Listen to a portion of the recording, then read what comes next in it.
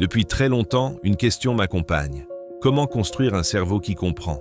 Pas seulement un cerveau qui mémorise, mais un cerveau qui comprend, qui organise, qui relie les informations et qui sait les retrouver au bon moment.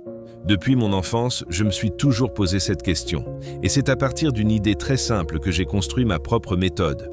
Je l'appelle la théorie du numéro de téléphone. Imaginez que je demande à un élève « Peux-tu me donner le numéro de téléphone de ton père ?» Il me répond « 76, 18, 19, 20 ». Je lui demande alors « Pourquoi ne me donnes-tu pas ce numéro en un seul nombre ?» Et là, imaginons qu'il me réponde « 76 181 920 ». Vous voyez immédiatement la différence. 76, 18, 19, 20, 4 petits blocs, 4 petites cases, alors que 76 181 920 forment une longue information que notre cerveau doit traiter d'un seul coup.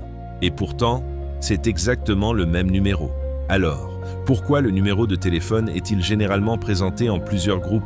Parce que notre cerveau peut plus facilement traiter une information lorsqu'elle est organisée.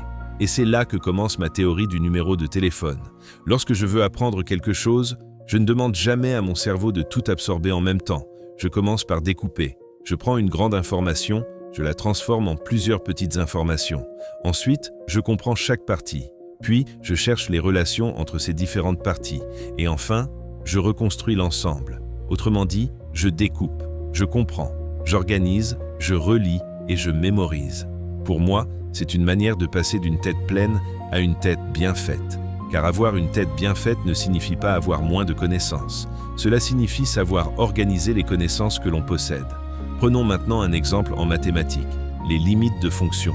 Lorsque je présente les limites, notamment les limites de fonctions logarithmiques et exponentielles, je ne veux pas que l'élève mémorise une grande quantité de règles sans organisation. Je préfère construire des groupes. Par exemple, premier groupe, le calcul direct. Si la limite se calcule directement, l'élève utilise le premier groupe. Deuxième groupe, l'infini sur l'infini. Lorsque l'élève rencontre une forme l'infini sur l'infini, il sait immédiatement dans quel groupe chercher.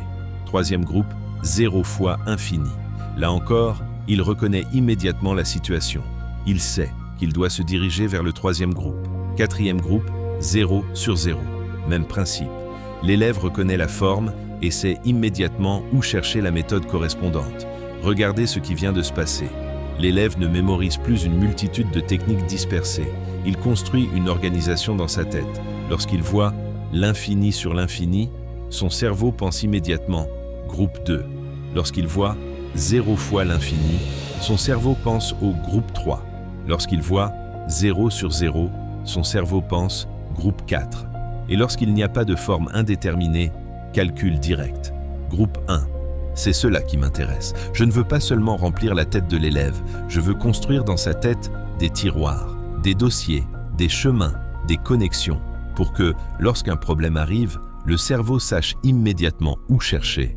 Voilà pourquoi j'appelle cette méthode la théorie du numéro de téléphone. Un numéro de téléphone n'est pas présenté comme une immense quantité de chiffres. On le découpe en groupes, on le classe, on l'organise. Et grâce à cette organisation, on peut beaucoup plus facilement le mémoriser et le retrouver.